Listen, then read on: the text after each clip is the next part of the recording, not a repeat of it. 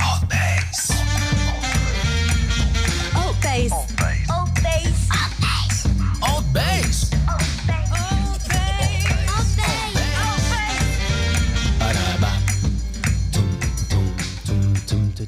Kia ora, Tefano. We're live. Altbays show brought to you by Altbays.nz. This is our show number 192. Can I have some claps? Oh, what? Yeah. That was short and sweet, those claps. You left it for the guests here to clap. It's all good. Can I have some more, Taylor? Yeah, boy. He's teasing me tonight, Abilio. Cheeky, man.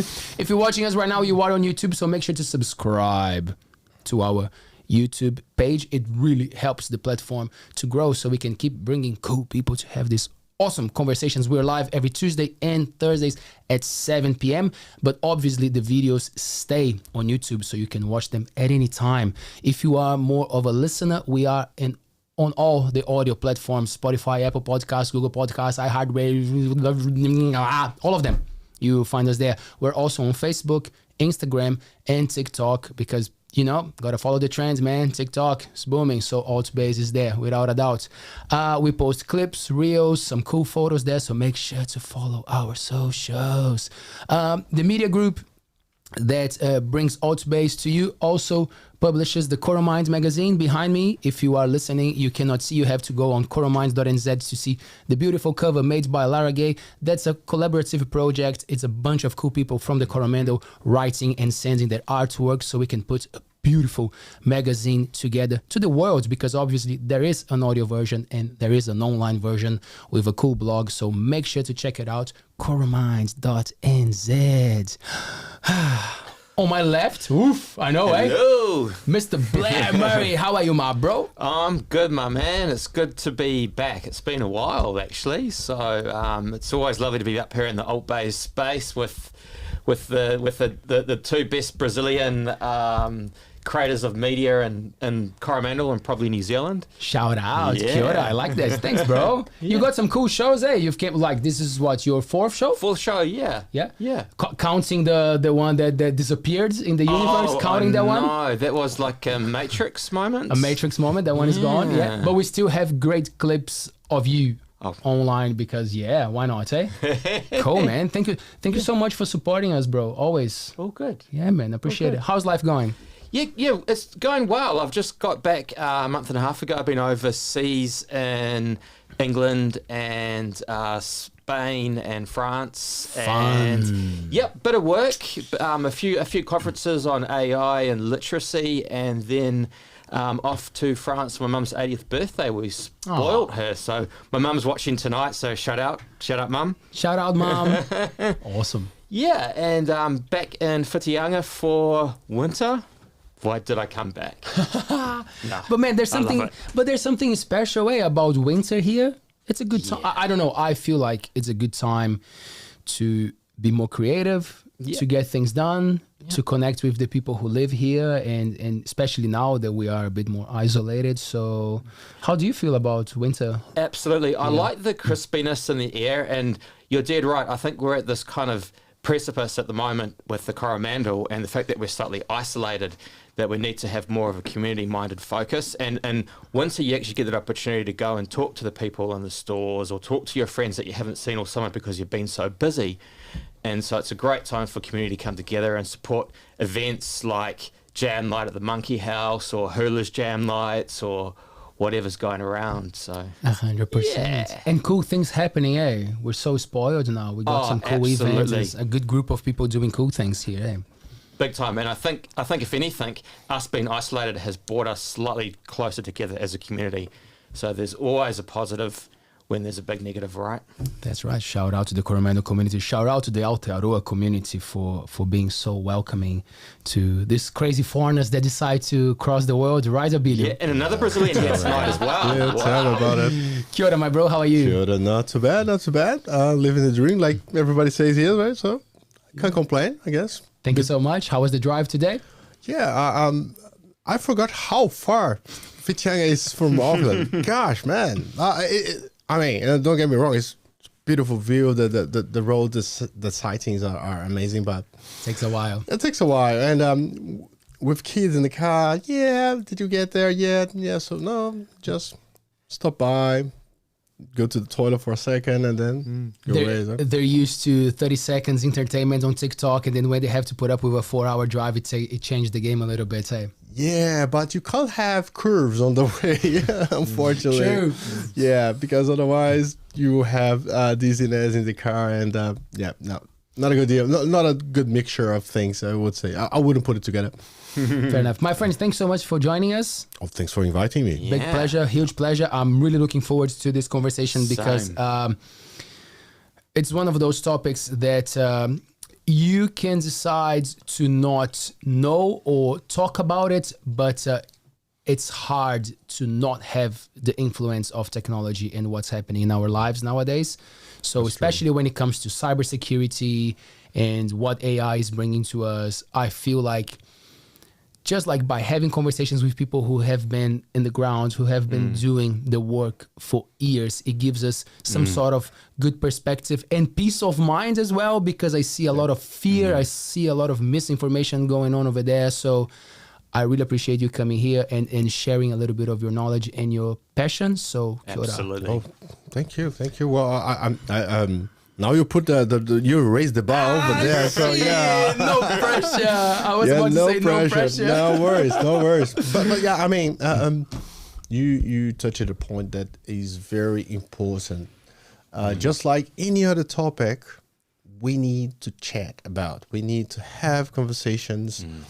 There is misunderstanding, misinformation. There are fake news, but there's also some very concerning truth that we need to be aware. Like things will change. There are lots of quotes in different books that you can see and say, okay, we don't know about the tomorrow, but one thing that we know is that will be different. And adapting changes, just like Darwin always says, you need to be ready. Whatever you are doing today, if this is impacted somehow from some sort of automation, artificial intelligence, or augmented intelligence that we were talking about, we definitely need to be ready. We need to be our eyes open. We need to be prepared and not frustrated in trying to change. Unfortunately, we don't have such a thing like, I was born to be a shoemaker and I will retire being a shoemaker. Well, maybe artisanal, hands-on fixing, maybe you will do for the rest of your life. But the majority of professions, the skilled professions, just like a shoemaker, are being impacted by automation. So more automation you have, less work, less human work to do. More the computer does for you, less you need to think. That brings lots of benefits. I was going to say a bad word. You can. Yeah. The kids are watching, but you can still swear. Yeah. So okay. So Past 7. yeah. So you have loads of benefits. However, this easiness can bring some unnecessary comfort to your mind and body that can cause damage in the future if you lose that kind of thing, right? So again, we need to converse. We need to talk. We need to talk. I know that Blair is like, No. But before we dive the deep, backgrounds. who is this guy? Yes, Who is Abilio? yes, So yes. before we even start, I just want to say a big thank you to our dear Tanya Arnold from Lotta Love Plant-Based, shouting dinner for us tonight. Was the food all good, you guys? So good. Amazing. Thank Winning. you, Tanya. Thanks, Tanya. So if you are... Does she deliver in Auckland by the any chance? Oh man, I think she can make an effort. Say, fly there. Woo-hoo. So Tanya, a lot of love, plant-based. She's got a beautiful food truck now that we will see more often in the Coromandel, serving amazing coffee and plant-based treats. She also teaches plant-based cooking. So if you got a group of friends or if you want to just sharpen your skills and learn new things, it's always good to refresh. So make sure to check her out, lottalove.co.nz. Is that right, Taylor? On the screen, make sure to check her out. I also posted a cool story on our Instagram where you can find the link for Tanya's page. Whoo, off we go. So, Abilio Oliveira is a technology enthusiast, doctor of philosophy, PhD student in neurocognitive science, and according to himself, a good songwriter and musician. With over 30 years of career, he was transferred from Brazil to New Zealand as an executive of the technology business unit at IBM Asia Pacific. That's a big one, bro. Big believer in the Greek proverb, a society grows great when old men plant trees, the shade which they know they will never sit in. I love that. Abilio is a book writer, an inventor with a few patents under his name, and digital influencer. He's an eternal dreamer of using technology to make our lives better. Shout out, man. That's Big shout out. I feel like it's just like scraping the surface of a big CV. But man, two things before we start.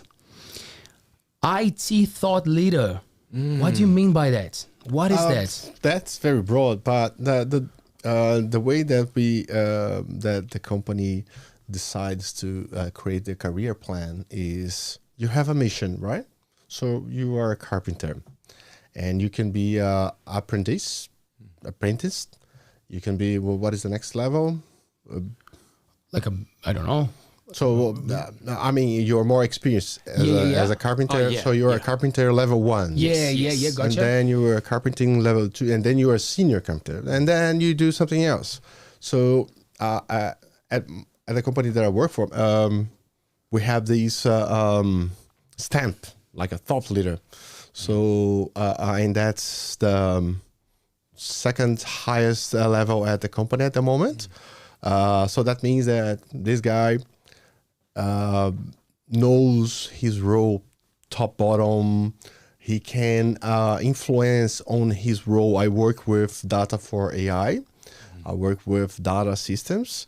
And the way that I do this, I do in a thought leader manner. Also, in other words, if you want me to install it, I can install it. If you want me to sell it, I can sell it. If you want me to talk to the CEO of a certain company and translate what that machine, that kind of application or system means to their business in business language, I'm capable of. So you're kind of, I would say something very cool now. It's kind of Blades, the Daywalker, you know? Oh. He walks through the day, but he's a vampire. So now I'm feeling like, yeah. Great, I like that. Yeah. The people who are listening can see you. They think you're Blades, man. Yeah. But that's the point, because when in IT, usually you have that kind of profile, the geeky one. I used to be. Like, no social skill, no friends, no social skills. Just do your programming and don't talk to me, right? So I'm very shy. But then you're growing. You're topping up skills and experience projects that you were engaged in, that bring you some experience that the others don't have. So the company decided to award, let's put it this way, people with these merits, with these type of things. So you're growing. Of course, that means more money in the end of the month, but it is more like, that's a problem that a thought leader type of professional can solve it. So what are the thought leaders that we have in Asia? So we have a couple, and just call them. They will figure out what to do. They're the best person because we know them. Like SWAT team for the police. They're all police officers, but some are more specific for some specific missions. So nothing special.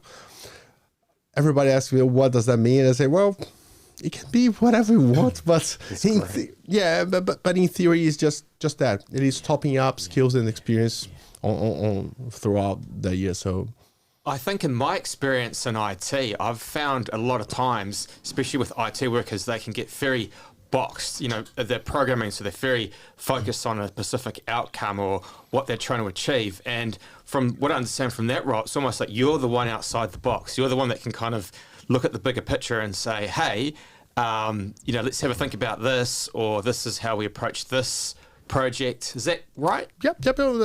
That's a good reading. And but again, I can also be inside of the box, happy to carrying the piano if that's required, because sometimes and as all IT companies are shrinking at the moment because they don't want to be that bureaucrats, right? They want people that, just like football in Brazil, you can't have a goalkeeper doing the same role like middle or attack or wing. Well, you can. We have some examples in Brazil, but you can receive the goal instead of doing one, right? But you need to be more concise, and that's why it is flexible. So yes, if I need to do something very hands-on, I'm capable. If the project requires that, and the client is willing to play that, let's do this. On the other hand, if the project allows some out-of-the-box thinking, because the out-of-the-box thinking is something very important sometimes, because the client, sometimes the client does understand everything that he wants. Oh, I know what I'm going, I know what I need, and that's pretty much it. And I guess when you're dealing with like security and AI as well, a lot of times those clients actually don't know what their needs kind of are. Yep, exactly. And that's why you need to bring this out of box thinking, because you can bring some what if questions. Yeah, of course you know what you're doing, but what if we think from that perspective, and you can do some insights about that. So I'm thinking the AI thing that is so present nowadays for someone. How many years have you been working in this area in technology? Would you say 30 years? Yeah. 30 years. So I remember reading something one day that really stuck with me. The technology that we use nowadays, it's been out there, like used by the army and used by all the big corporations for like years and years and years. And then it takes a while to reach the big audience, to reach the mass. So nowadays there's a lot of talk about the ethics, like the thing with AI. Has this been something that it's been part of your career throughout all these years, understanding the ethics of the importance of the online realm, or it's something that now it's much more heightened? Well, that's yes. Short answer, and now let's go to the long one. We got time. So I've been to some projects. Of course, I can't say regions, but defense force. Imagine a defense force. Some defense force in maybe in America,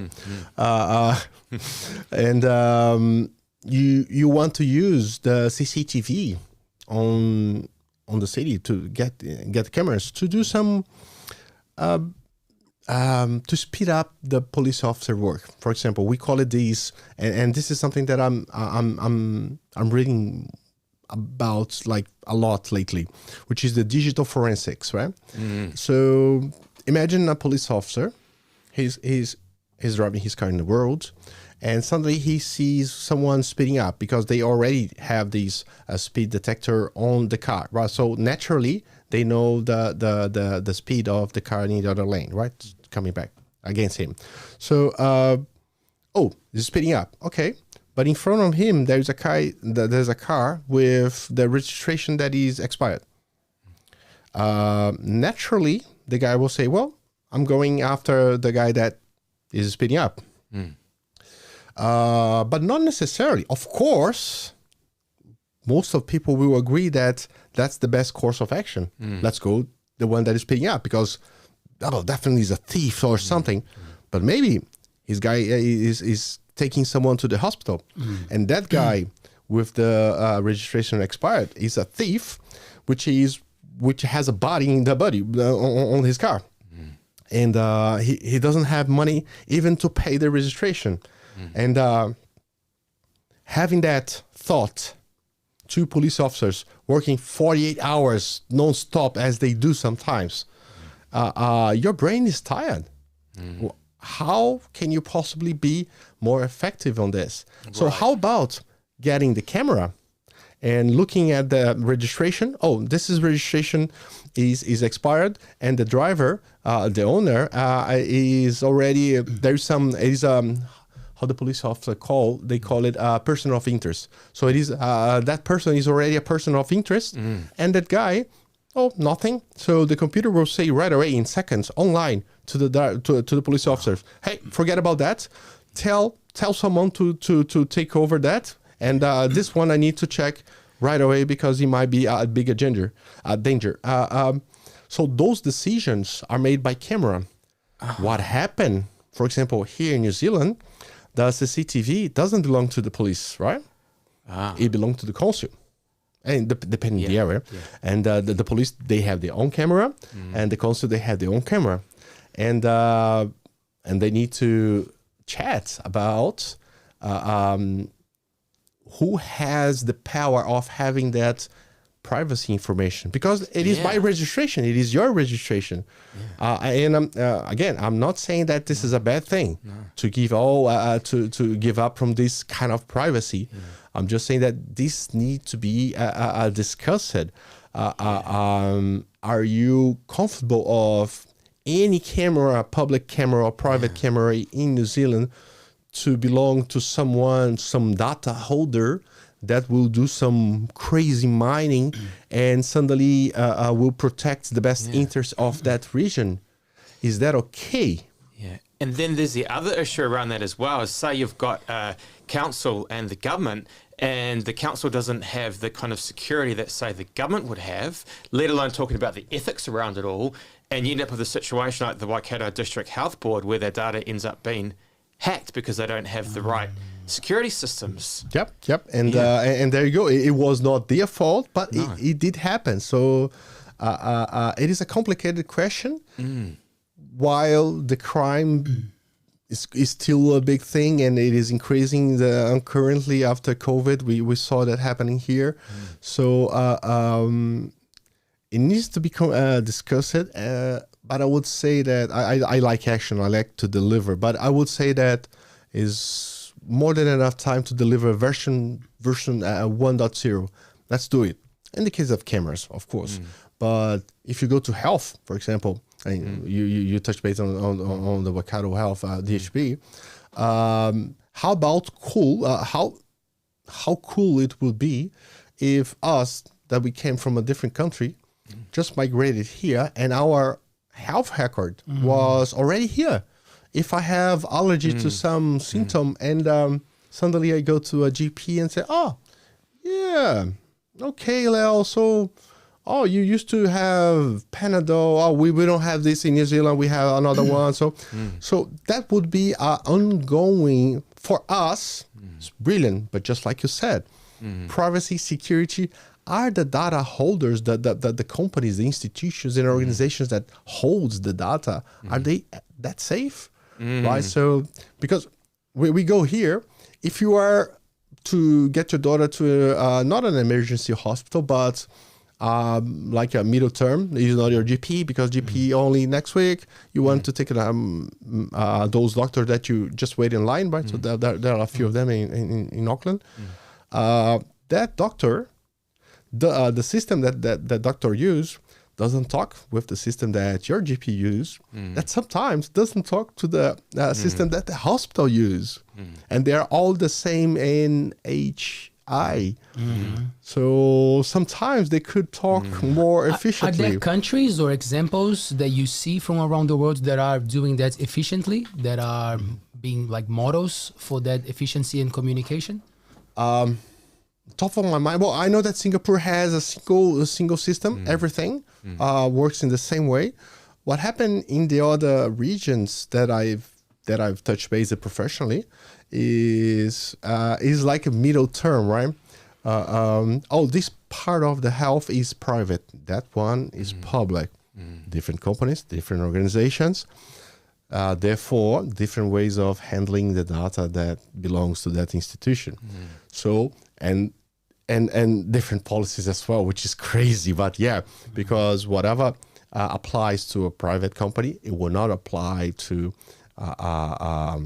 a public company, a government company, a government agency. And that's the crazy stuff, because you have these agencies that controls the private one and the public doesn't have. So maybe they could talk and do some. So that's a chaos, unfortunately. How do you guys feel about this privatization of such like essential resources for communities? You know, because there's always this conversation of like, how much power should we give to the government? But the other side of the story will say, oh, we need people with money. We need to privatize those companies. But then every time that you privatize something, we know that at the end of the day, it's more profit driven. Yeah. So what's the balance there? Ooh-wee. Curveball. That's a great question. No, that's not a curveball. That's a low armored ball. New Zealand versus Australia cricket, 1970 something. Go there, look for it. That's a low armored ball. That's unfair question because it's a tricky one. That's tricky. No, I'm kidding. Because that's a political statement, right? Because if you want the state to be minimum, as you said, you give more power to private companies, but the private companies needs to be controlled by someone, right? So whatever. Otherwise, they will do whatever they want. So that's bad. Now, if you have everything public, wow, we had that in our home country. Well, you needed to get in the line, in the queue for having a cell phone. And it was taking about 1.5 years after you do the registration to have a cell phone. Imagine going to the companies here in New Zealand that we have 2 degrees, Spark.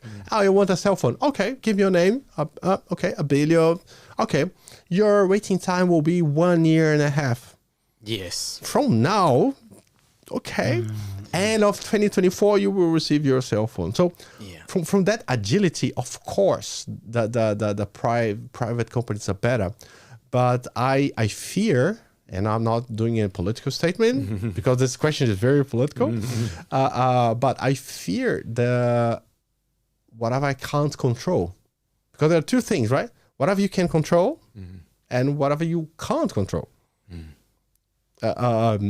You can vote in someone, I can vote in someone, but we cannot control who Taylor's is going to vote. So that's out of our control. So that part concerns me because if I don't have control, I don't know about the result, what will be. If I expect that the result is selfish for me, I'm not sure if that's what I'm going to get. So it's tricky. Do you want to put something there, Blair?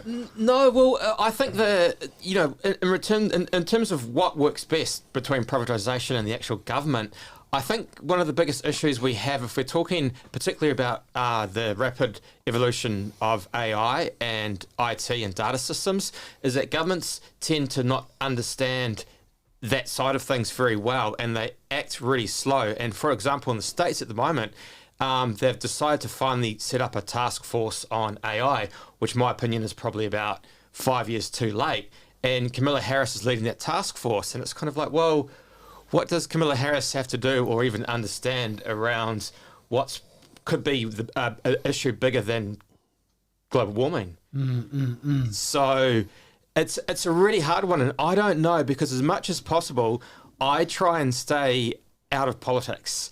I just think it's draining my energy if I go into that kind of political conversation.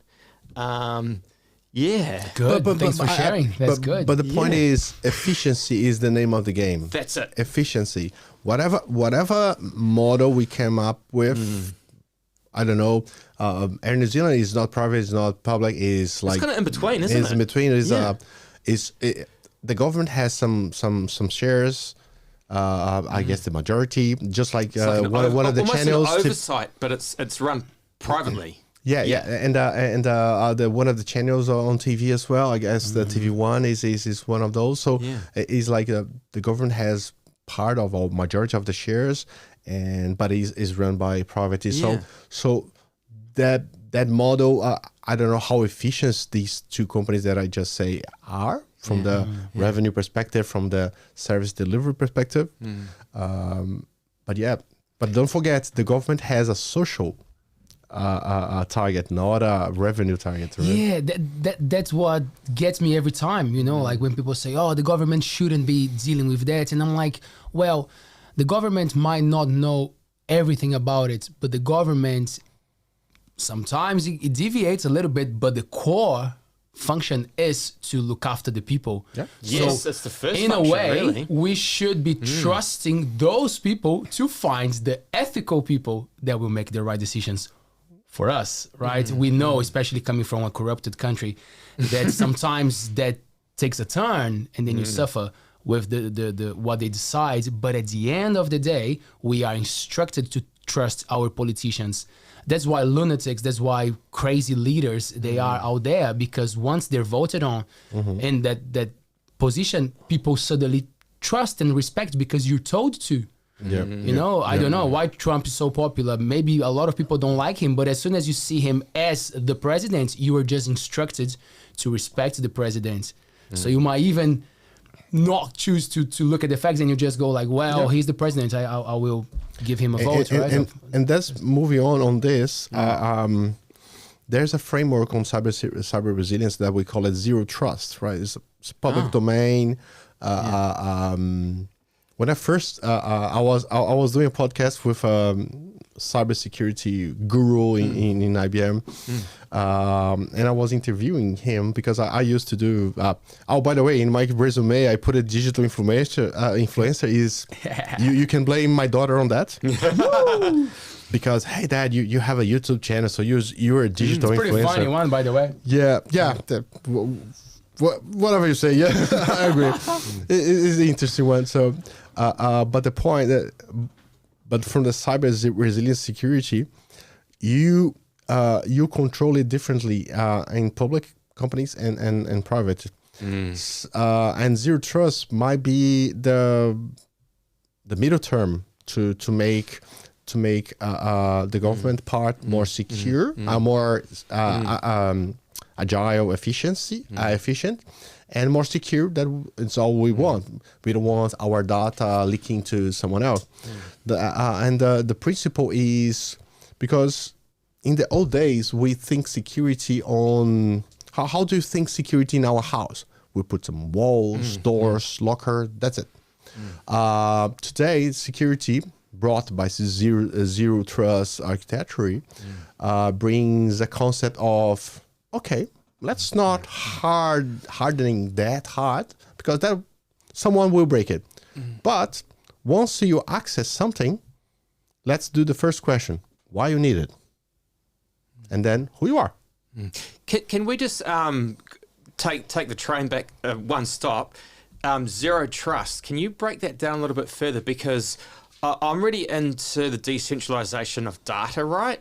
And without trying to go a bit too geeky too early here, zero trust, I've got an idea in my head what that means, but I'd just like it unpacked a bit further. Yeah, so zero trust and especially on when you say in distributed environments, that's totally true, and that's reality to anyone at home, because you probably have your email on Gmail, on Google, and you have maybe at Microsoft, I don't know, Azure at Microsoft with some data on your box folder over there.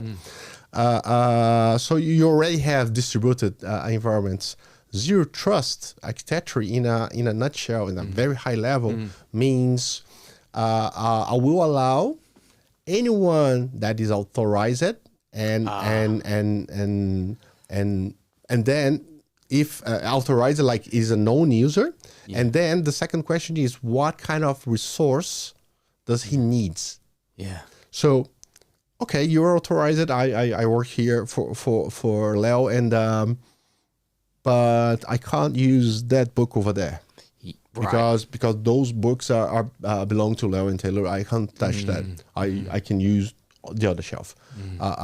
So that kind of thing. I'm authorized, but do you have access to that? So if you don't have, don't try it. If you try it, I will know. I am the information controller. It's like the greatest data miner of modern days, like the Google, Facebook sign into a website with Google and Facebook, and that same thing. It is AI for security, right? Yeah. So it is understanding, is using augmented intelligence, just like the example of the police car. Yeah. It is using augmented intelligence for security. Because few things happens, the pattern of the criminal getting data from you is kind of the same. So understanding the pattern, how the criminal behaves, will make you do better models to protect the data. So that's where zero trust comes from. It doesn't belong to IBM, doesn't belong to HPE, Dell. It is like a public open source GitHub type of thing, framework.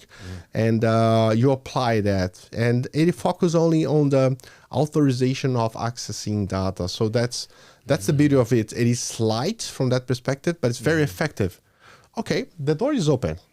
Everyone can enter. But I'm going to allow you to use whatever resource I want you to. I am the information controller. I have the power to decide that. Okay. And with the best intent of the company, right? So if it is public or not. That's why I think that in that case is the best way for both, because it works pretty good on the requirement that these companies usually come to me asking for. So, wow. Love it. When it comes to cybersecurity, I read some data last night. I was a bit surprised. It said that millennials are the biggest targets of cyber attacks, that people have this myth that older people will be the biggest targets. And it was pretty recent data. And it was saying that because it's everywhere and it's often using like sharing the Netflix login, crazy, like it's usually younger people are more used to trusting what, like, do you have some details or some observations on how we are attacked differently considering our age, the group that we belong, like the social medias that we use? Yeah, that brings, I guess that brings a bit to my research on neurocognitive. So So what I'm studying now, right? So I'm trying to see what impacts the cell phone has on kids and teenagers, especially on their 5 or 6 domains of cognition, depending on the author.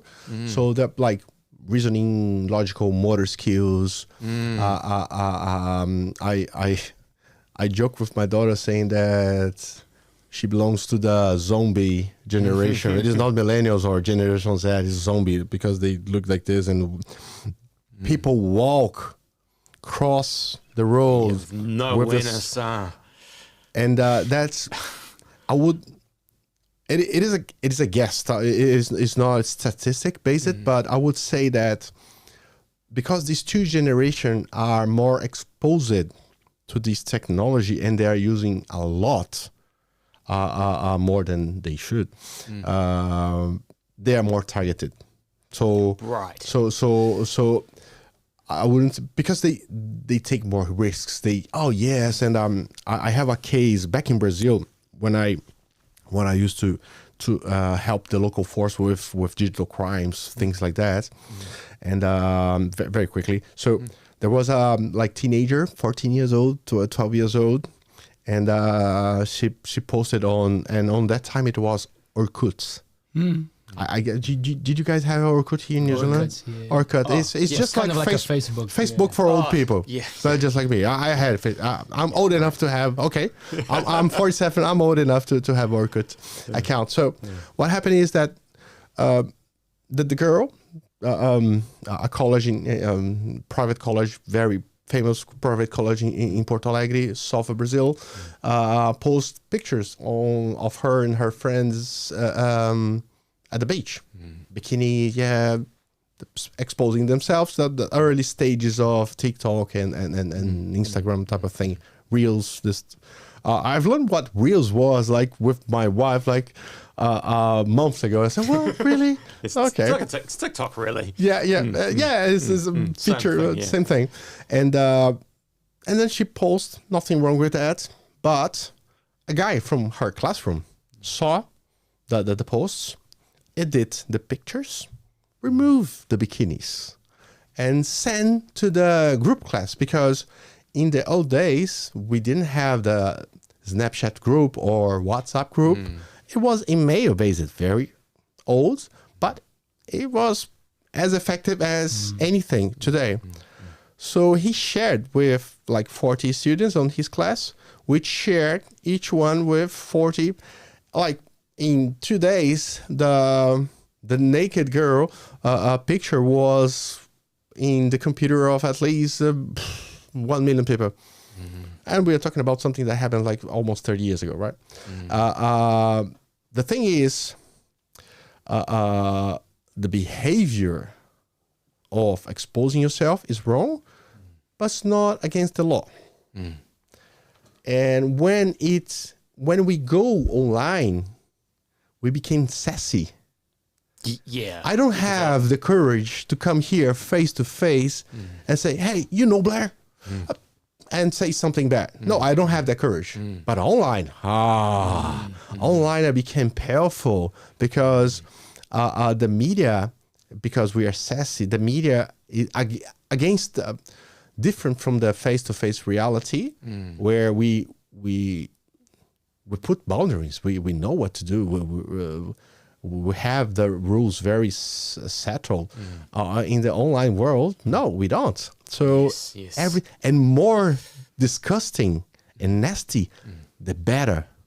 I don't understand how we became so It's something about greed for this. I don't understand. No, neither do I. And I think it's really comes down to psychology as well, and how we can kind of, develop it's almost like these split personalities, and you see it a lot. And unfortunately, with this generation, and talking about your PhD work, this generation is really coming through. And I know there's research that.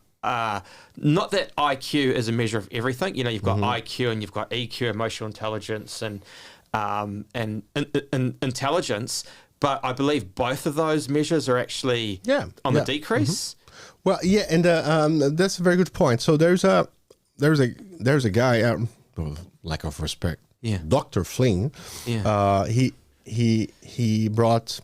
from New Zealand. He brought something called it Flynn effect, that has a statement saying each generation will have a higher IQ compared to the previous generation in average.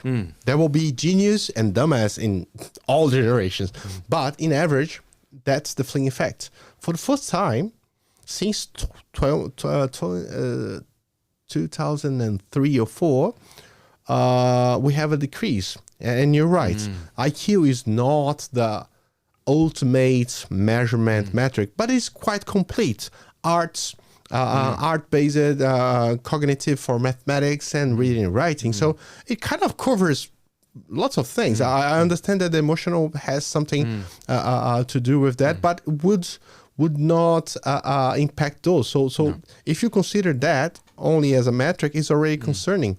So you have a generation today that, and that's for parents that have kids at home from 5 to 20 years old. So those kids were born in the easiest generation, in the easiest era ever. So they have easiness that I didn't, you didn't have. And so their life are easier from the resources available perspective. I'm not saying disregard poor, rich. I'm saying that from the resource availables, they're more than there was in my time. So they have more resources. As the Flynn effect just broken down, it is not a reality anymore. They become more exposed. So I'm not saying that they are dumber, because they're not. It is again, it is average, and it is only 3 metrics about the IQ. However, if you don't practice your reasoning, you don't practice your emotional intelligence in the early stages, you become exposed more easily, and then you get attacked. In my days, if I want to date a woman when I was young, I needed to go to a party where people were dancing, and guess what? And believe that I needed to go in front of a girl and hey, wanna dance? And I was going to be exposed to the drama and the trauma of hell no with you, because I was a nerdy. In the old days, we didn't have those fancy glasses that we have. It was thick like this. And there they go. Hey, there you go. Just cut this part here. And nobody wanted it. So, but I survived. More that we don't want our kids to suffer. Understanding frustration, experiencing frustration, learning about life in early stages will get you to an adulthood with awesome possibilities. Yes. If you belong to a reality where nothing goes wrong, that's how you have these snowflake generations that get sensitive, get offended. Absolutely. Cringe. Everything is cringe today. So you get offended with everything. But it's not that they do by purpose. No. It's because they were not trained it for. And that's I blame myself. As a parent, I fail on that. Yeah. Because and the parents could put that on their kids. So It's almost. That's a big one, man. Go Blair. Go Blair. No, it's almost like in this day and age we have. Well, this generation has so many options, and there's so much information at their fingertips. It's almost like an information overload, and then there's that thing where they're not actually going out there, just almost re-emphasizing what you're saying, and they're not learning from those life experiences. So they become really precious about certain things, and their reaction skills are just not developed, and they'll end up at 14 and 15. And unfortunately, I've suffered from depression in my life, so I know what that's like. And mine had a lot to do with for me in anyway, was the fact that I had dyslexia growing up. So I still have dyslexia, but my understanding in relationship to it, because I've done research on it, is different now. And I think, a lot of kids these days will grow up and they'll just look at everything and get almost frustrated or almost down or depressed about life, because they're not actually taking that first step and going out and doing things to make it, I guess what I'm trying to say is to make life more manageable or more enjoyable, because they've just got all the stuff right at their fingertips. Yeah, all true. this media. Yeah, and you said something very cool, and which I will just to pop on that. Yeah. Superficiality, the understanding that they have about things, are compromised as well, because see, they don't read books. I guess that we had the ritual of going to a place called library, picking a book, or maybe going to a computer to see where the book is in the first place, picking a book, read it. Yeah. Okay, let's see what this other book says about it. Read it, and then you make up your mind. So you decide what to do. And that's also impacted because there's this fragility that they have gets them to have decisions made by few aspects only. And that's why I developed in reality that I guess that this was born with me something, which is the framework that I was telling you guys about, of course, and what if, right? Yes. So do this exercise at home. I strongly recommend. It's pretty cool. It works like this. You pick solely truth about something, and then you do the but what if, and then you say, of course, tell the truth, and then comma, but what if, like Q is a hard worker, Blair said. Yes. Q was a hard worker. And then, I want to go alive to Auckland, so I will not go on that one. I will do something more mild. Brazil is the best country in football. No. Of course, doing the exercise. Pay attention. Of course, I'm Brazilian, and of course it is. But let's suppose it is not. So, but the point is here is not agreeing with you. One or the other aspect is getting the exercise and practice the reasoning, the critical thinking, as you may know. So, of course, Brazil is the best team, the best soccer team, football team in the world. But what if is the country that takes more, that gets put more attention on it because nobody cares about football.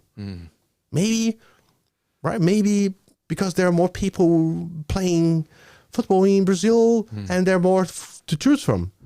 Of course, New Zealand has the best rugby team in the world, but maybe there are kind of a couple or four that plays rugby around the globe that are in a good level. So please, New Zealand, don't kill me. I'm just saying, exercising critical thinking, right? Exercising critical thinking.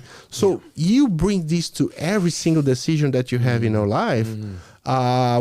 Will make your life way easier and less frustrated. Less frustrated with this aspect. And I feel like nowadays it's even hard to tell someone that you disagree with them. Like we live, absolutely. I'm all up like for people putting themselves out there and saying, like, oh, I belong to this group, to that group, and I feel like society is not giving me the attention that I deserve. I'm all up for minorities. Like I'm always 100%. Always, but like like sometimes you don't want to offend, but maybe that comment or that question, it's everything that person needs, the person in front of you. It's like, have you looked at the other way? Have you flipped the situation and saw from a different perspective? It's empowering when you look from different sides of the story, and right? by the way, learning is suffering from that perspective. Yes. Getting a new reality is using a part of your cortex to that challenges you. Jordan Peterson, a famous psychologist, he does this with like no one. People say that he provokes, but what he's actually doing is getting you to think about it. Yes. That's why it's very similar to, of course, in What If, but in a more psychiatrist way, right? He challenges you and say things like, women should be at home, and of course all the women, how cancel. Yeah. But what he's trying to say is something different. I was just watching, listening to his weekly podcast. So the exercise of critical thinking, it is not pleasant sometimes, because sometimes it's a dogma that you have forever since you were born, and how when you change a religion, for example, people that goes from one religion to the other, that's a trauma. That's your brain breaking the stereotype of one truth and going to another one. Or he decided to be atheist, and suddenly is another possible truth. So then you go. From like a physical perspective, I grew up in a Catholic family, and at 17 I said to my mum and dad, I said, look, I just don't want to go to church anymore. I don't believe in the dogma around the Catholic faith. And so I do respect the Catholic faith, by the way. I'm not trying to diss it. And so I said to mum and dad, look, I'm not going to go to church. We're in trouble. When we're living here, we're in trouble. There will be, I can hear the crowd. I can hear your crowd now. We're in trouble. And so I left that going to church every Sunday. I left lots of aspects of what was a big part of my family. And what I felt is that, especially on Sunday, I would just get this guilt in my stomach, like this kind of feeling of I've done something wrong, like I'm sin, an original sin feeling.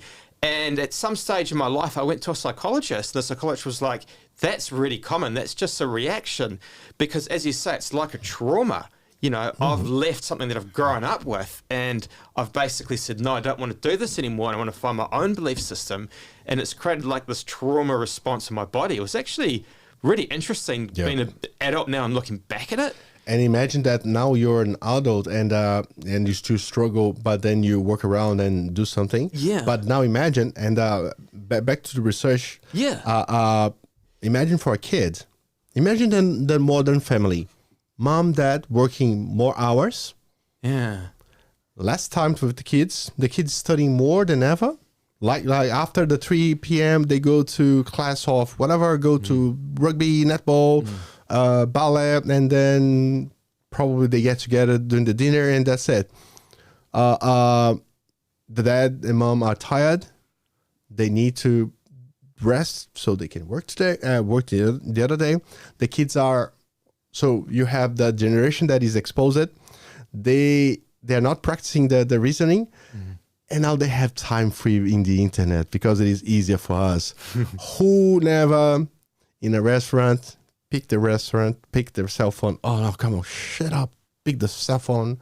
Let me drink a beer or have a peace meal for once in the year. So it is hard. It is hard for the family. And then the kids are like exposed and the bad guy is right there. So what I'm doing is I'm building a system. It will be an application on the cell phone, and it will be a framework. The framework is basically tell the cognitive impact that certain application will have in your kid, depending on the age. So when you download an application on your mobile phone, you have the language available, the size that you use in the hard drive, in the flash, and then I will hopefully put the cognitive impact over there. If it is a higher cognitive impact, there will be a warning, red flag, saying, hey, mom and dad, please allow your kid to use this only 30 minutes a day. Otherwise, their cognitive impact will be smashed. So that's the framework, and the application is actually controlling that, right? Because one thing is say to mom and dad to do something, and the other thing is the kid really studying in his room? He's 8 hours over there. I don't see any noise about. I just see music. I don't see him reading or nothing. So maybe you want to control like the screen time on iPhone type of thing. So, but focus on the cognitive impacts. There, I'm not saying all they are bad, but there are good cognitive impacts, like the gaming type of stuff, where your logical brain is learning how to work around challenges. But there are bad impacts, the social. When I say about dating, I was with a certain application name in my mind, but that's the point.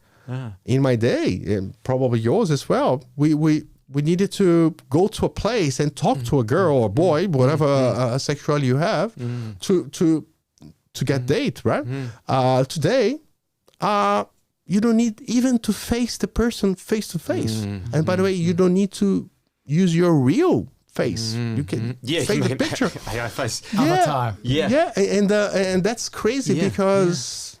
And going back to your framework with that app as well, I think that will create a lot of awareness for not only the parents but app developers themselves. And I think a lot of app developers might actually be unconsciously aware of that effect that it would have on a kid's cognition. I'm an app developer myself, so not an actual dev, but I work for an app company, and we're aware of that because it's an educational app, and we've put impulse control and certain things into that app, which we think would counteract that, but we've never measured it, right? And so what I'm hearing here, it's amazing because you can measure that. Well, that's the point, right? So the challenge today that I have is that few countries in Asia, they don't allow you to measure the cognitive impact. Because there are ways of measuring, right? You can do in a lab. So you can put lots of sensors in the brain, see what part of the brain is more accessed, and the results of that, just like those, when a cop in the US stops you and you refuse to do the alcohol test, he tells you to do something, right? Like straight line here, do a 4, something like that. So we have that in mind in the research lab, that we need to do some tests. However, unfortunately, here in New Zealand, you can't. You can't do experiments like this in kids. So I can't put sensors or like a bitrate monitor for research because there are ethics involved on the research. And if it is a real case, a real disease or illness that is coming, then yes, of course you can. But I'm a candidate, a PhD candidate. I can't knock on the doors. I would love if there is any school wants to help me, please. I would love to have a school where the principal says, Abilio, I'm concerned about the cognitive impact on my kids. So yeah, let's fight for this, because this is something that needs to be approved, so I can do this. Right. The other way, this is the most effective way. Yeah. But it's the most traumatic. I came from outside. I'm an immigrant. There are lots of barriers against me. So I almost giving up on that path. The other path, less accurate, but I can do this straight away. I can do an open research survey. Yes. I can invite people. I need to monetize them to participate. So I do I give some money to parents, so they can allow me to interview the parents and the kids. And the questions are like, okay, so those psychologist questions like psychologist tests. So there is a brown, white, and blue. Which color you have 6 seconds. Which color you choose? Yellow. Oh, yellow. You're sociopath. So the psychologists they have these. And it's not nothing to do with color, of course, no. But they have these measurements. So the support that I have from my mentors are exactly on that area, because I'm a beginner on the psychologist from that regard. I've learned a lot, but I'm still the brain is a very complex and beautiful machine, and there's nothing like it. And anywhere close to the biggest computer that you have. So I'm doing as a survey. So that's the way that I planned it today. Unless I have a new from some school that we want you to do the experiment here. I'm not saying that I will give medicine toxin. I just want to measure the cognitive impact more precisely, right? Which means sensors, get it home, do their use certain application for half an hour, 1 hour, this type of thing. So, Abilio, I have something here for you, and you tell me what you think. Technology, the way the technology is evolving, you can stop, but it feels to me that it's like Wild West.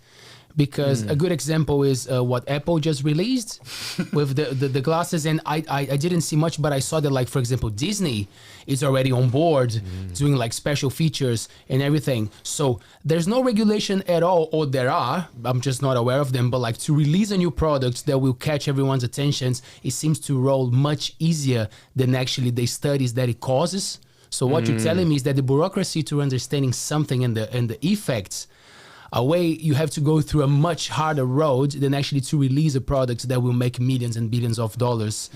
Am I being too harsh with that? Well, with that? I mean, they're private companies. There are big bucks over there. So, because what I'm doing is using the system against the system, right? So I want that my work act as a force or maybe a wall against these AI products that are coming each day more aggressive. In my days, it was only the TV. Yeah. My mom said, "Hey, turn off the TV. Go to do your homework." Poof. Today, the TV is small like your cell phone, goes with you, and by the way, the notifications. Yeah. And soon you won't even have to carry it; it will be in front of you, right? It's already happening, right? That's what the glasses are, right? Like the glasses that are from Apple app. And the problem with this is, don't laugh at me. I read 25 terms and condition contracts from all the social medias and main applications. It's freaking scary. There is the most aggressive is TikTok. The most aggressive is TikTok. That's TikTok. When you say accept, when you install TikTok, CCP.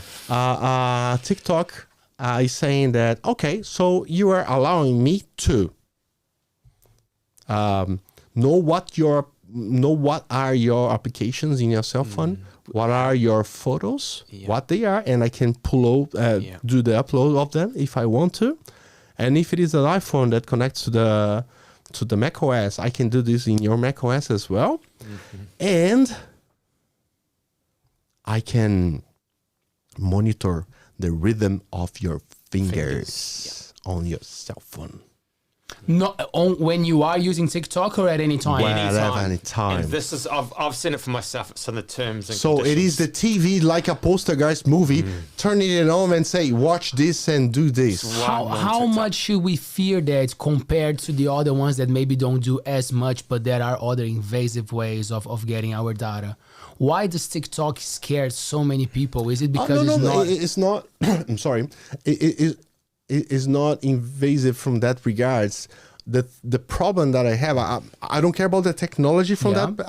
I know I want them to be profitable as they wish for, but I care about the brain.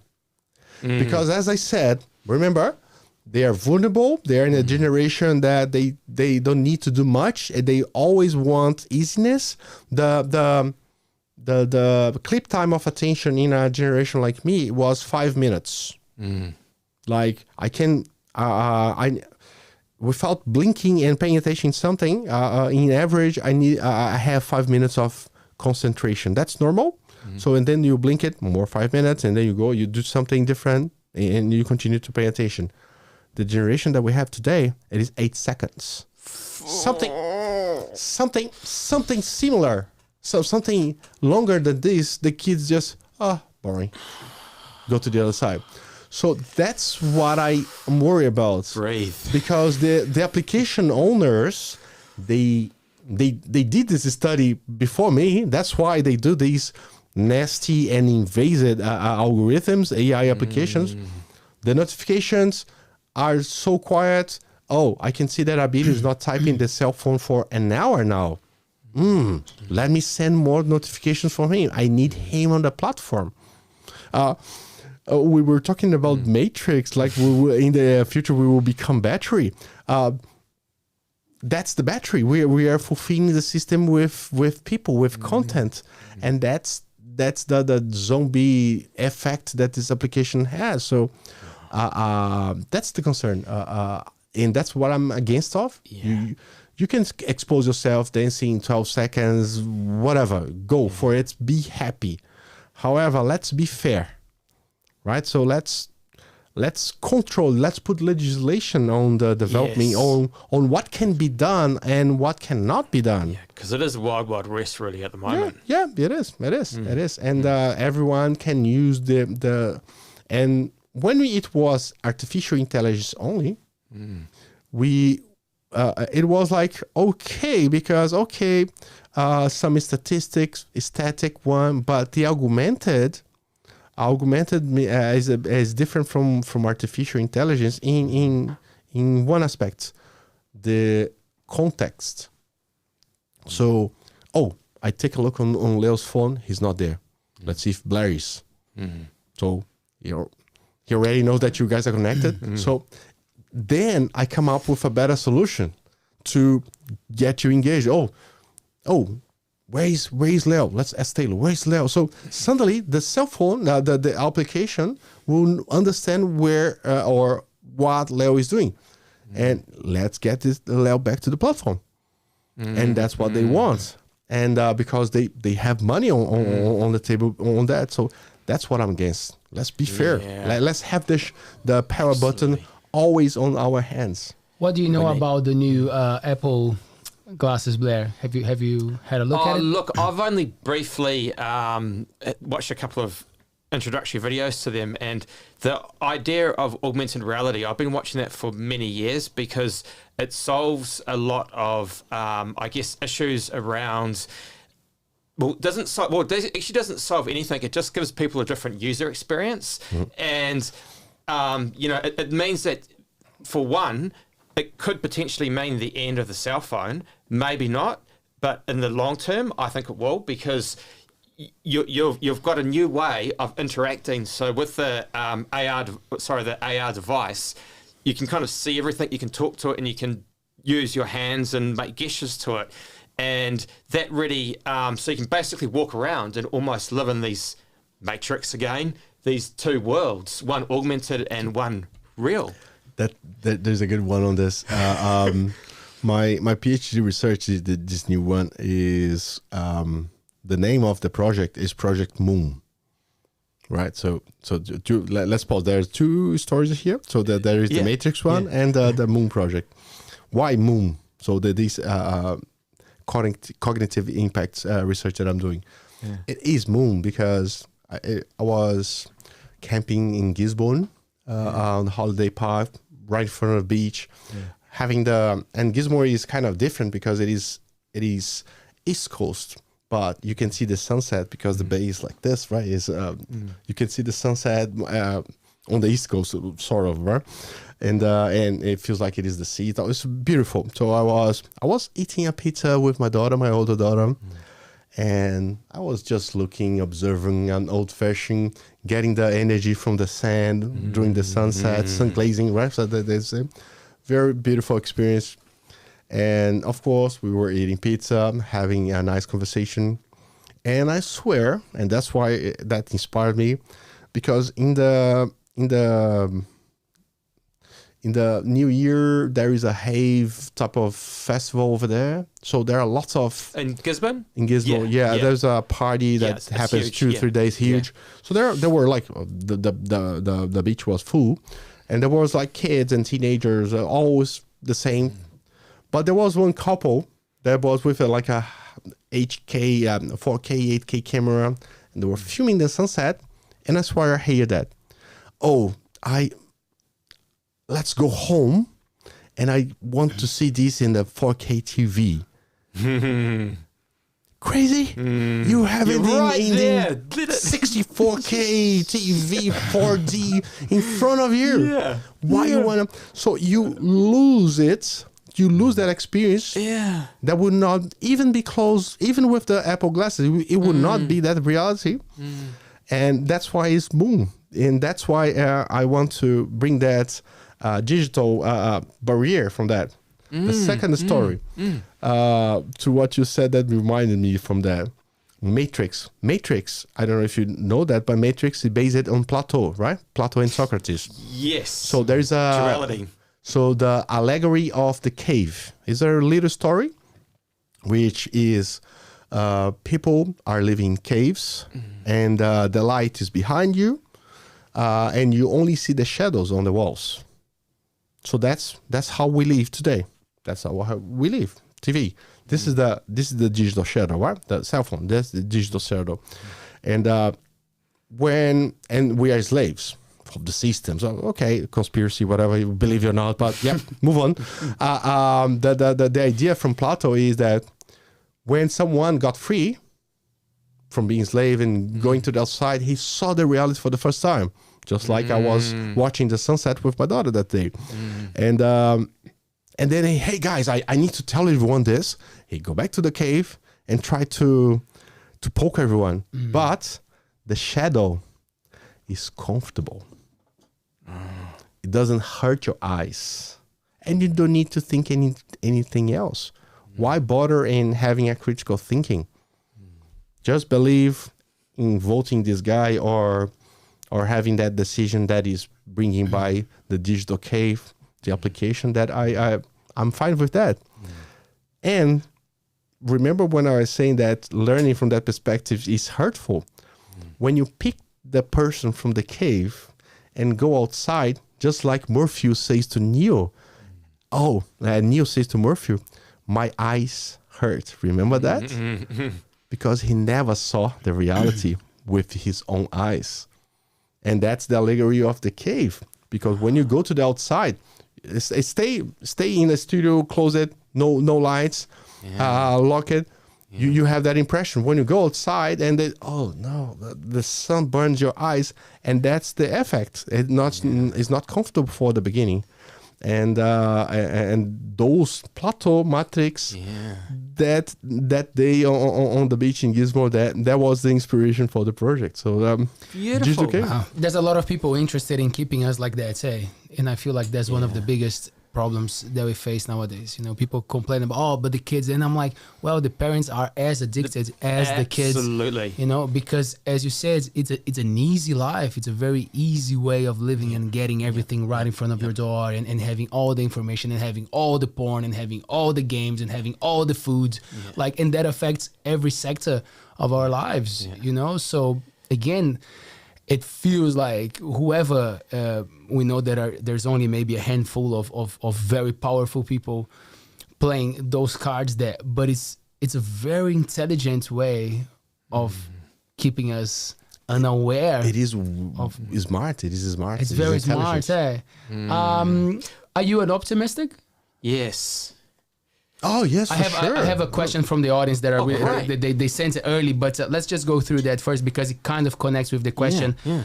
For someone who's been working with technology for such a long time, and you have kids, and you're doing the groundwork, how is that? How is the optimism, pessimism? I am an optimist. I am glass half full all the time. Of course, you suffer with that when you were a dreamer and you are almost your 50s. Well, when you were 16 years old and you were a dreamer, that's okay, right? It's the age. But people don't accept too much a dreamer with almost 50 as I am. But I'm dreamer with deliverables, so I deliver. So I dream and I do, right? So I was inspired to do a message to my daughters the day that I'm not here anymore. I wrote the music. I send you the music, by the way. So that it's all good. It's all right. It's a message from the heart for them. It's probably the few autobiography songs that I have, but that's because I believe they will do the right thing in the right time, right? So it will be all good, all right, as I say in the song, and that's why I'm a positive, because I suffer because the world doesn't treat us as we imagine in our dreams, but I stay. My recipe is 24 hours. My problem will go away, and I will have another perspective on that. 24 hours later, poof! I have an outcome. I have a workaround. Let's do it. It will not. The thing is, don't stop swimming, just like Dory. Keep swimming, keep doing. If you stop and feel sorry for yourself, no one will help you. That is an individual. You need help to put you up again, but the individual decision of going is yours. So you need to. And I'm optimistic. I believe in them. They're way better. My two princesses, Clara and Catarina, they are way better than me. Way better, and I'm proud. Success for a human is having the kids succeeding as they. Well, Clara is only 4, okay, but Catarina is almost 14, so and she's doing fine and succeeding. So success for me is kids succeeding and they still want to be around with you. So that's then I have that. So on the subject of optimism and the beautiful human mind and where the future is going, and the big one with AI. And I was saying to you both before we actually went on air, it's a good example. I was at a dinner party last week, and the whole room was basically like, it's over. Like, AI is going to kill us all. And I'm like, hold on for a sec. And this is something I'd probably heard in a podcast, knowing me. I don't know if it's an original thought, but it was the whole idea that if, say, for example, AI does become intelligent, because at the moment it doesn't have the same intelligence that we do, not even close to, and you can speak on that, I'm sure, as well. But say, for example, if we get to the stage where AI is super intelligent, or, there's a singularity or artificial general intelligence, and my answer to these people at the dinner party was, well, if AI is really intelligent, do you think they're going to want to kind of sit here because, we're carbon and they're silicon? Don't you think they're going to want to get out and explore the galaxy? Or do you think they're going to want to, they're going to think in different ways than we do? And where that lips back into our beautiful mind and optimism is, how does this all fit in? Like, are we doomed? I'm an optimist, obviously, as well.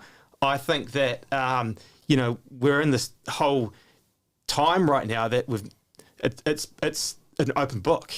Yeah, it is. I mean, there's the godfather of AI is Ray Kurzweil? No.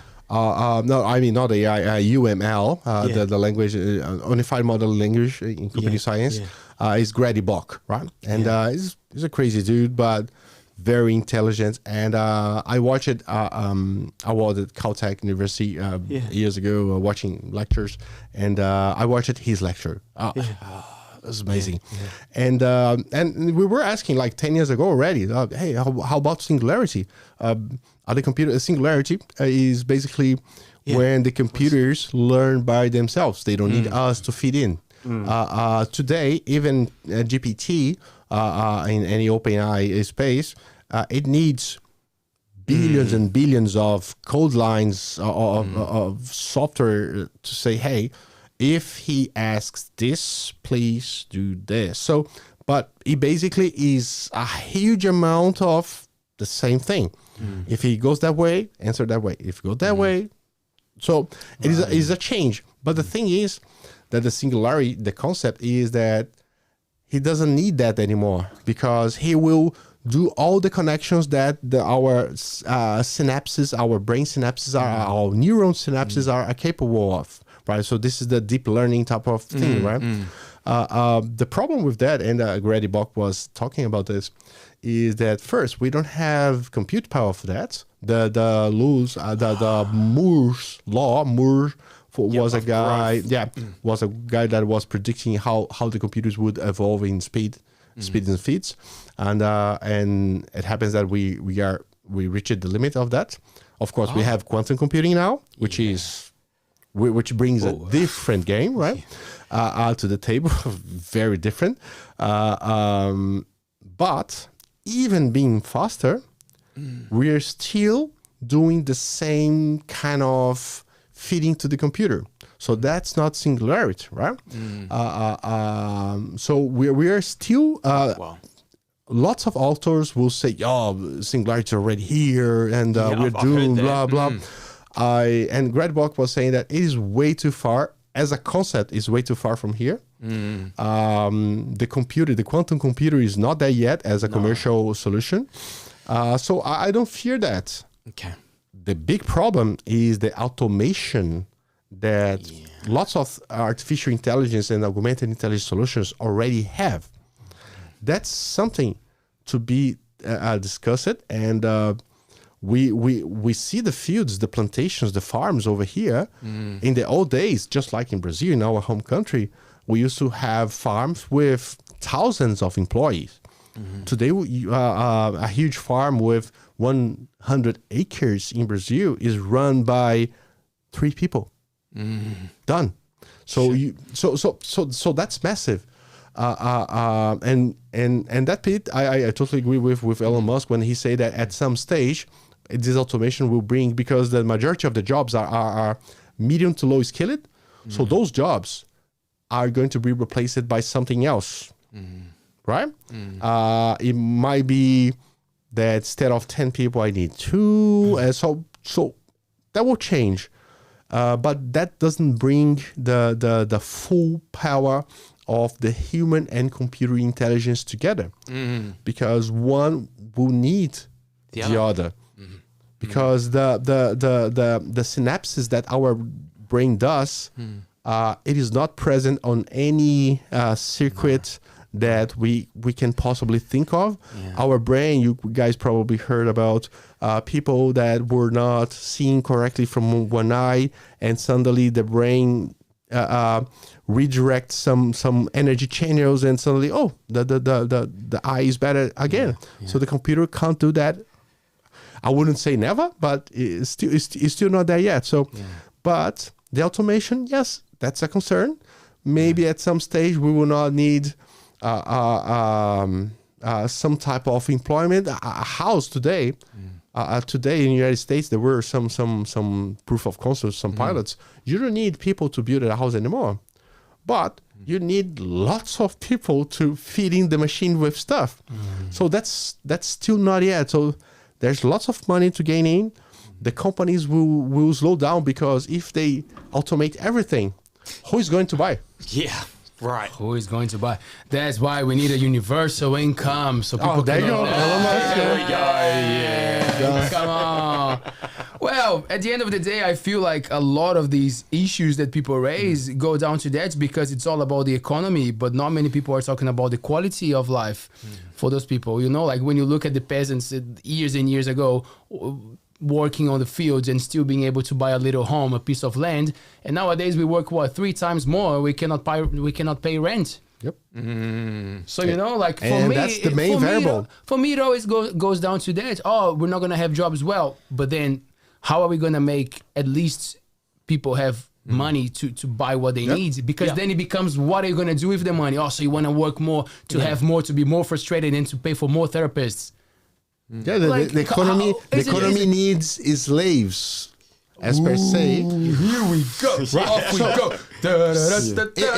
If a car company in a small city, but that's a concept of a doctor in economics. And he was saying in a TED talk, if a small city that has a factory, a car factory, if they have the power and the technology to automate everything to do the car. But why they don't do it? Because this automation is already available like the last 2 decades, at least. Right. Why they don't do it? Because if they do this, who's going to buy the cars?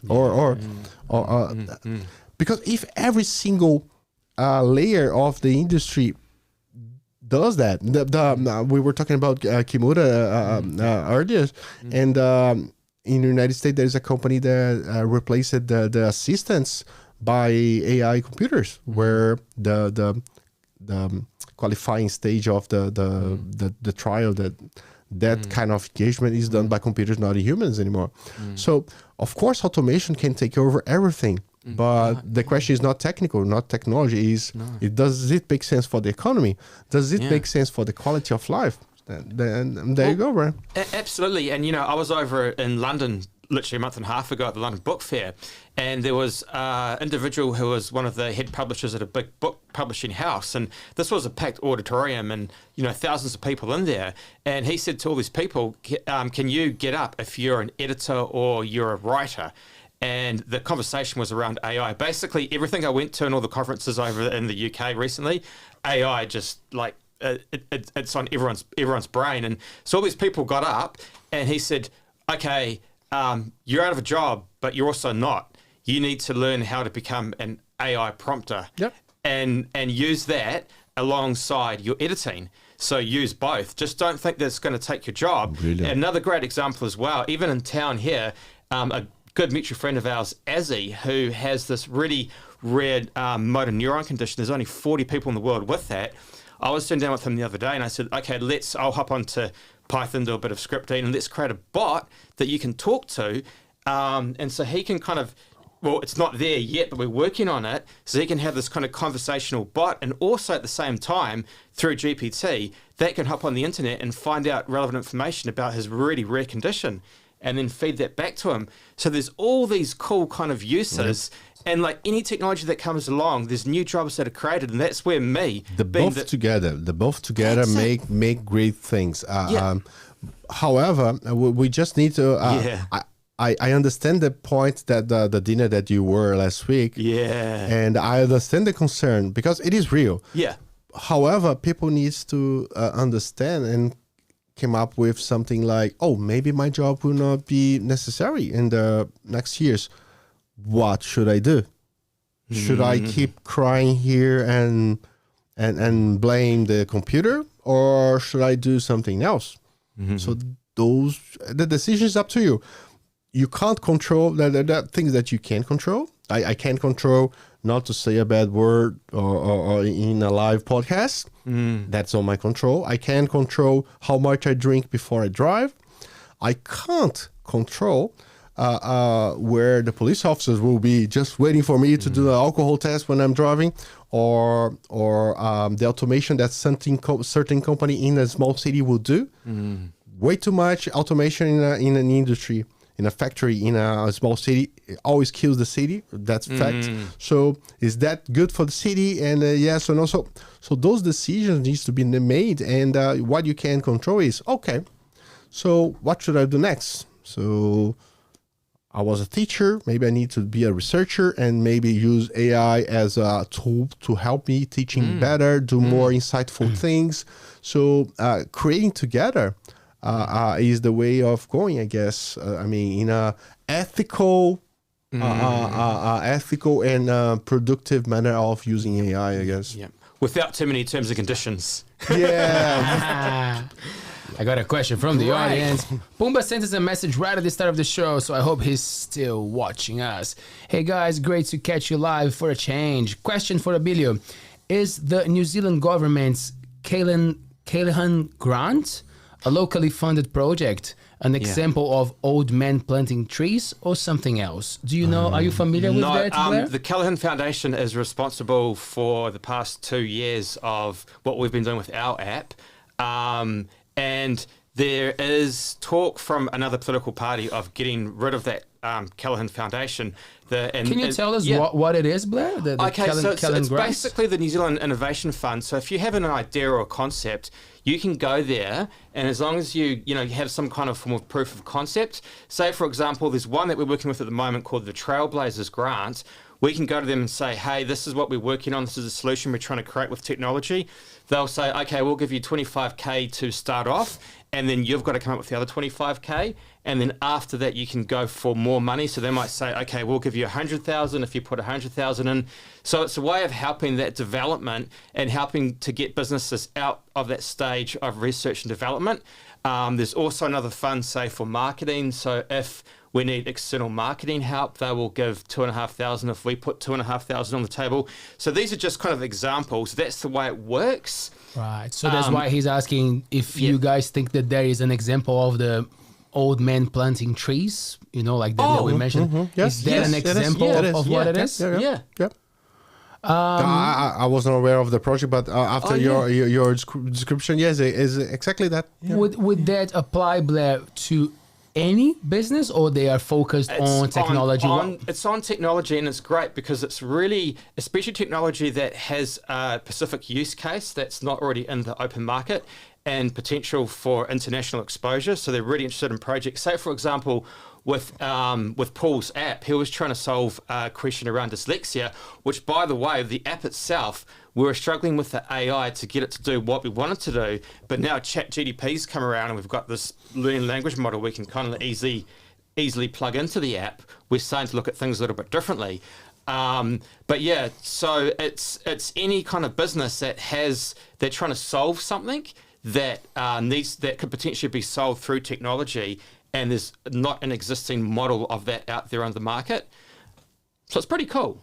Have you come across that? Nice. No, that's the first time. Anybody can apply for it. And I appreciate it. Here we go, Abilio. Here we go, man. Here we go. I knew that I needed to come here today. See, that's relevant. Thanks for that. Man, before we wrap it up, just some different cultural backgrounds there, just so we can relate to some stuff here. What are the big differences for you coming from Brazil, experiencing? Because people are surprised when I tell them how high-tech Brazil is, like when it comes to technology. We went to a podcast summit maybe like a month ago, Taylor and I, and we had New Zealand on there, spin-off stuff, RNZ, and they were all like, oh, the platforms are growing, and now we got to find a way to get the videos going. And then we look at each other, we're like, oh, we've been pumping videos for more than a year non-stop, following examples from Brazilian podcasts, American podcasts, European podcasts. So those countries are flying with technology. And then you are, because they called you, right? IBM pretty much told you, man, go to Asia Pacific and go do some work there. How was that for you to come here and see what was going on? It's always different, right? And my evolution in New Zealand was huge. I mean, as a professional, as a human, I got sick earlier this year, and that brought me to some new feelings and perspectives that were not available. But to the point of the question, I would say yes, they're different. Of course, companies in New Zealand, the majority are small companies. If you working in Brazil, we have huge companies. When you're thinking Brazil, what is the first thing that you remember? Don't say bunda. But I'm of course Booties. yeah. There you go. But do you know that Brazil has the third biggest innovation AI high-tech Really? Wow. library for aircrafts? Oh, wow. Airplanes. Yes, this is our freaking business. Yeah. But you didn't know that you're still mining Thinking the about the bikinis. You're still mining the bikinis because you don't have that in your mind. But there are a few things over there that are amazing, and I guess that this is a cultural thing. When I came here, I read a book about a very intelligent Kiwi lady, Julie Fry.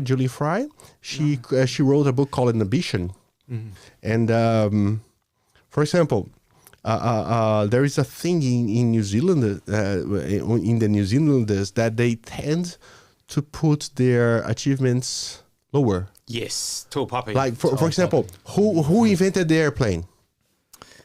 We say Santos Dumont, right? Was it? Well, when we say Santos Dumont, the Americans say the Richard brother. Do you know? But 6 months before these two guys invented the airplane, there was a crazy dude in Christchurch that put the plane to fly.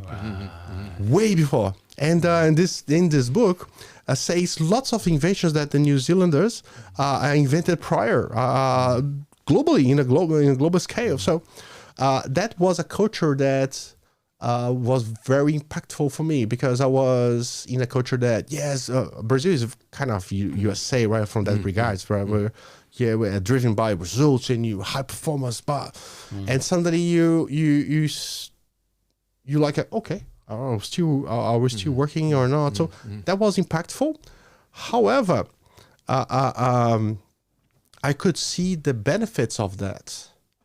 Because it doesn't really matter if you work up to midnight or 4 a.m. If you don't get it right. I prefer to go home at 5 and go back at 9. Rested, and my mind is ready to rock. See what I mean? So this difference sometimes matter on the long run. Maybe not on the short run. We were still like more competitive, more competent as my guess. But there are ways of different things. The result is the same.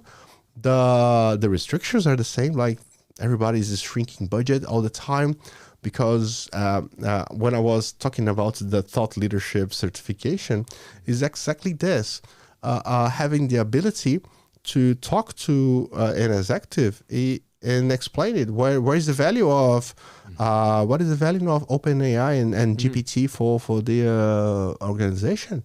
That is a huge value if you get some smart dudes from your company. So that's pretty much the same.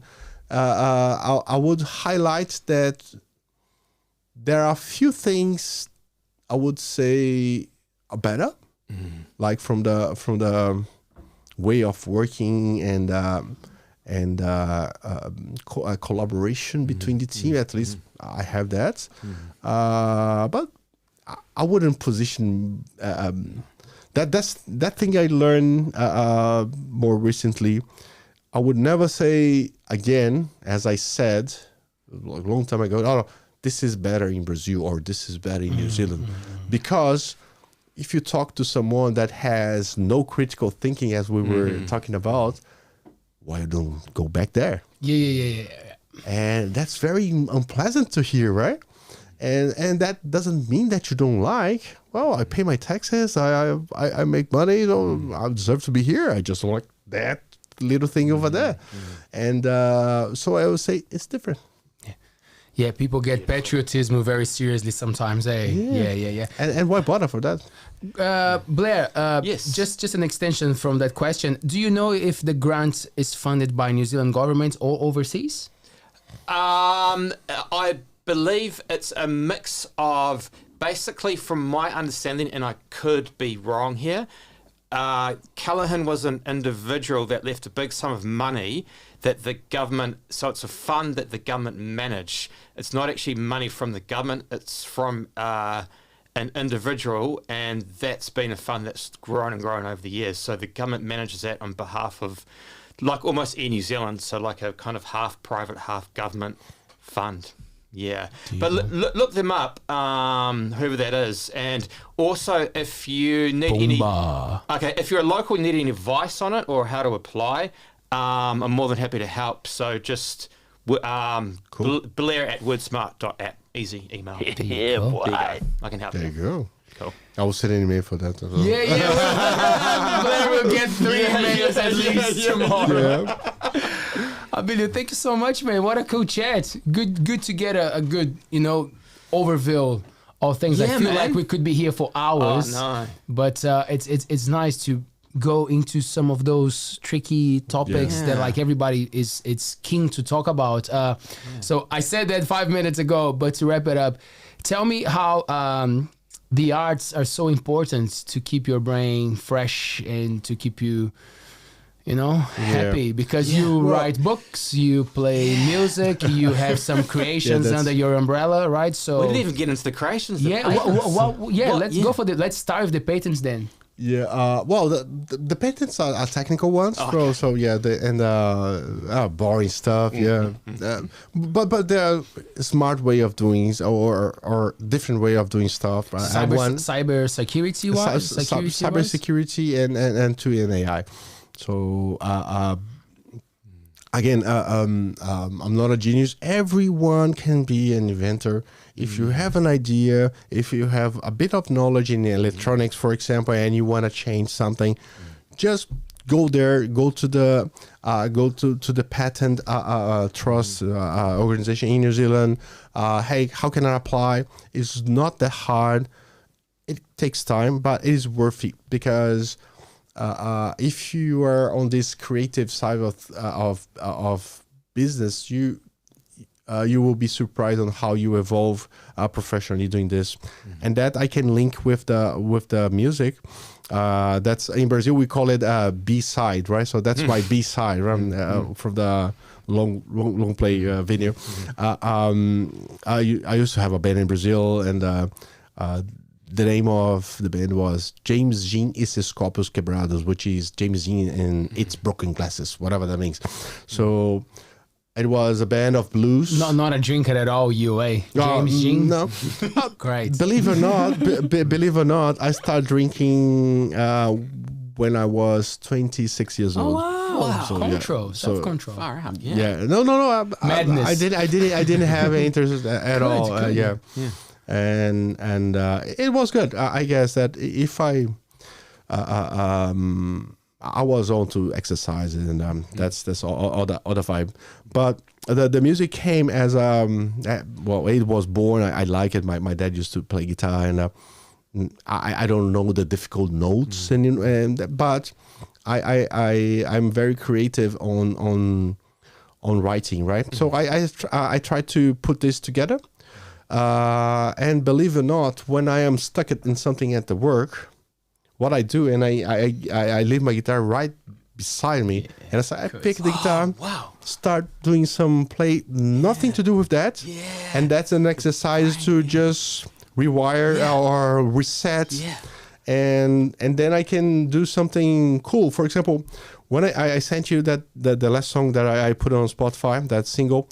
What I sent you yesterday, something. Yeah, a couple of days ago. Yeah. Yeah, a couple of days ago, and then I have a partner of creation here, which works with AI as well, and we do songs together. And I don't have Ben here, but we kind of do this exercise, and then I was stuck. I need to. I'm still doing some credits, right? So on the university, so I need to get rid of them. So I was doing, and oh gosh, what is literature reviews? Sucks. Too much work.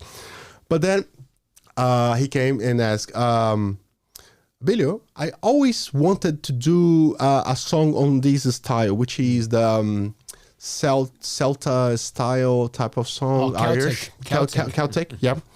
And then, okay. I was already paused on the academic world and said, okay, let me do. This was 6 p.m. And then I started writing. And I guess it was 3 a.m. in the morning, this morning. I sent it to him, a draft of lyrics with the chords of a theme of that song, which is kind of cool. And it came by accident because when you use creativity, and that's something that the computer is still amateur on it, right? Because it doesn't have that synapses that we have when we create. Look how crazy I am. So I imagine he wants to do Celtic music. And I say, okay, the only Celtic sort of that I know is like when you listen to those pirate songs, right? Shanties, yeah. And then I started writing. Paulo is doing some comments. We will probably finish by next week because he got all excited this morning. I invented a theme. The theme is like this. Imagine the Flying Dutchman, right? Dave Jones, the pirate. He is cursed to step on the land for 1 day at every 10 years until he find the true love, which is Calypso, the king of the queen of whatever. So that's the legend, right? The behind. And then I was thinking, oh, that's pirate song. Oh, okay, pirate, Caribbean's pirate. Okay, Calypso. Dave Jonas, the Dave Jones and that Flying Dutchman. But who said that this love is a good thing after they get married? What if, right? So what if exercise? So what if it's bad? Like, oh gosh, now Dave Jones can't go to the boat with the guys anymore. Now stay home. I need help here. This is too dark. Let's change it. I want some brown colors. I'm going to the brunch with my girls tomorrow morning. You stay with the kid. No fishing for you. And then I start writing like a living hell for like a normal married guy, right? And it ended up like they divorced. And that wasn't in my mind. It ends up like they divorcing and. Dave Jones alone in the island with the Kraken, and as Calypso divorced, she gets everything, and she was the new captain of Flying Dutchman, and that's the song. I feel like you're gonna arrive to the motel and your bags will be outside waiting for you.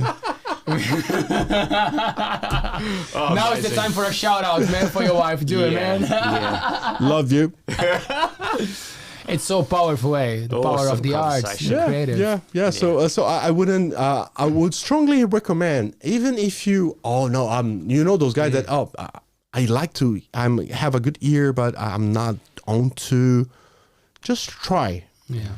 Everything that you can do, which use a different part of your brain, is awesome for your cognitive evolution, your cognitive power. Keeps those neurons alive even in later age, right? You need to keep it firing. And that's what get us old. The neurons not being used as they were. Yeah. Because we get old. We don't need to conquer anything. So you can be in the shadow.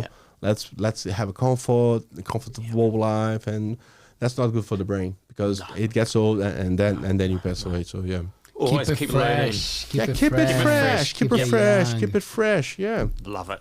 Thank you so much, my guys. What a pleasure. Thank you guys. Thanks for the invite. We'll bring you back to the Coromandel, Abilio. We need more of these conversations, man. No, I'll come back. I will happily come back with the song ready, and we can do a follow on. Let's do that. I'll have the percussion ready. Blair, my friend, always a pleasure. Always a pleasure, guys. Thank you. And just one quick shout out to any local businesses. That magazine there, Coromand, they're putting together such a good little piece for our community, and we need to support it. So go out there, get yourself a copy of Coromand. If you're a local business, then support these boys. They need it. Oh, cool. Thank you so much. Can I just say one last thing? Of course. As I was saying to Blair, part of the job on PhD is studying kids and teenagers in their capabilities, on their cognitive capabilities. So if there is any school in Coromandel Peninsula area that is interested in doing a coaching, totally voluntary, free of charge. I'm not here to charge to sell anything, but to help the community that is concerned about their kids spending more time in the computer and in the telephone than spending in this beautiful area. Just let me know. I'm happy. It will help my research to get more insights. And it might help your kids to have a more fruitful life. So, yep. Fantastic. Thank you so much. Get in touch with Altbays or Abilio Oliveira on LinkedIn. We'll have all the links and everything there. So, brilliant. Thank you so much. Thanks, my guys. Thanks, you. Taylor. And we're back next week, every Tuesday and Thursday at 7 p.m. live. Kakite. Peace.